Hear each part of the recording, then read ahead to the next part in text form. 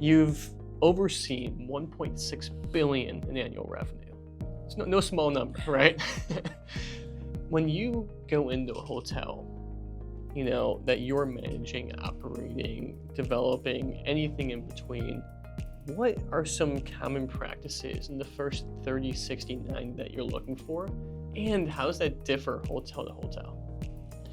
Yeah, there's so many moving parts to a hotel. So you're right, you have to prioritize, and the need may differ by hotel. So we definitely do our due diligence, right? Looking at, past statistics, whether it's financial, guest service, rate setting, but we'll look to see what the hotel is doing right now and how it's performing if it's a new hotel we're going into.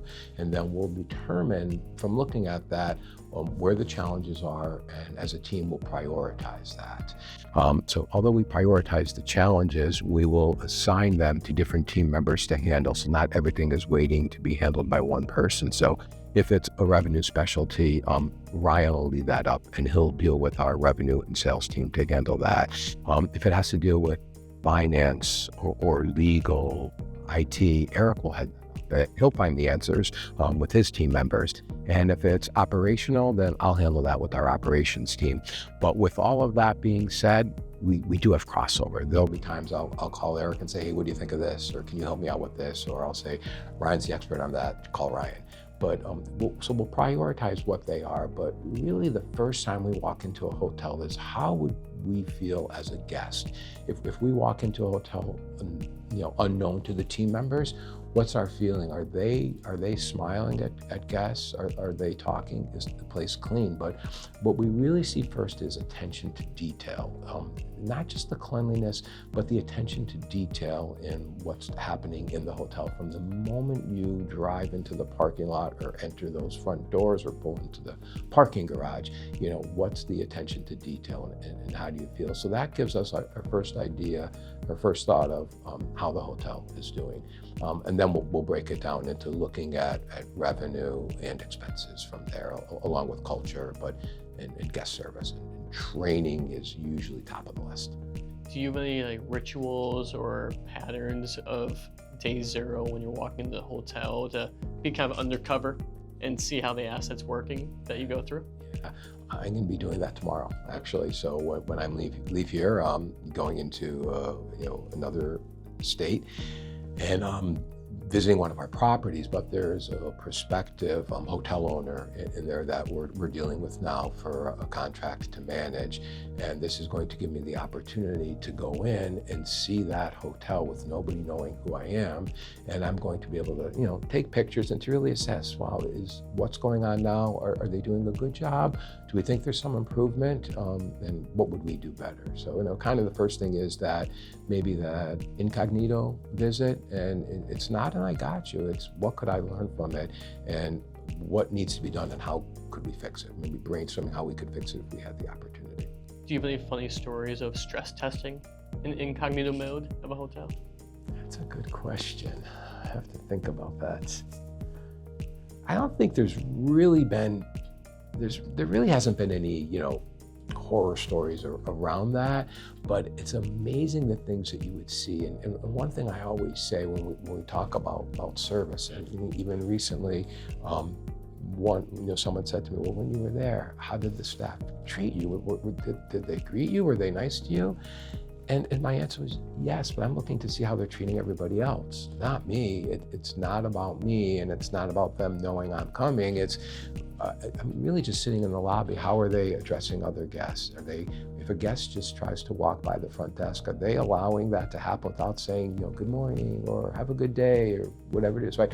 Are they trying to engage? Because they're the things that are important. So really it's seeing how guests are treated when you're not there, or when the team member doesn't know who they are. And how would you coach someone at the front desk in that type of situation where you saw someone walk by? And one of the things I think is amazing about hotels is you can see someone in so many different emotional states.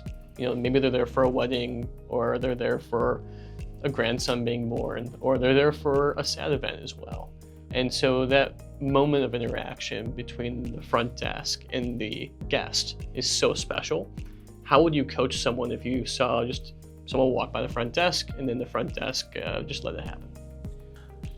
It would be a private conversation, and it's something that happens frequently, right? So if I saw that happen, it would be, maybe pulling that desk clerk aside, or if no one's around, having that conversation on the spot. But typically you want to get into a back office area and, Jimmy, that guest just walked by the front desk and, he's leaving for the day. He's going to work. And I know you were busy looking at today's arrivals and figuring it out, but you have to be aware of your surroundings. So when someone is coming through the lobby area, please make a habit to look up, see who it is, and say good morning and wish them a good day. If they're checking out, instead of just saying, was everything okay with your stay, ask them what stood out most about their stay. Because if you ask them what stood out most, you're going to learn more. They might tell you a great story and you're going to be happy. Or they may tell you something that stood out that wasn't so good, and then you have the opportunity to fix that. So you play such an important role at the front desk. So don't get too caught up with what's going on in the computer, because you'll have time to do that, but let's make sure that we take time to acknowledge the guests. Yeah. Do you have any examples of a time you've seen someone on your team just do an exceptional job with guest satisfaction? Yeah, about 2 weeks ago, there was this team member, there was a line at the front desk to check in, and one of the team members, was checking in a guest, and she just had so much to say, and he was getting nervous, right? Because I have this line of people to check in and I have to be nice to her, but he was so nice to her and so patient with her, but he gave her the time she needed, and so she felt special. So when she walked away, the next guest went to check in, and he apologized to her for the wait. And I'm so sorry for the wait, but thank you for your patience. How can I help you? So he made her feel special too, but acknowledged that, she was waiting, but still made that other guest feel special. And I think just ignoring the situation would not have been good, but I mentioned it to his general manager, how I witnessed that. And he didn't know I was standing in the lobby, and he didn't know I saw it, but he did a really good job. So it's nice when you see them do what you would want them to do. Yeah. And, do you have any kind of incentive structures that you typically provide to the hotels in those types of scenarios? Or have you seen anything in the industry that you're trying to emulate? Yeah, there's so many different incentive programs around that. We run different programs at different times. And, some of the most common ones are if their name is mentioned in a survey for great service, but the best ones are when you witness it in the moment and you thank them for that and you give them some type of incentive, whether it's a gift card, but really what goes over the most is a handwritten note to them. But what I like to do is mail it to their house and put their name on it, address it to them, and put a gift card in there, because it makes them feel good well after the moment. You should really recognize it in the moment, but getting that at home, it gives them pride within their family, whether it's the mother or the father, or whether it's one of the children or a sibling, and they sometimes get put on the refrigerator, right? And it just makes them feel that the person in their family is well respected at work.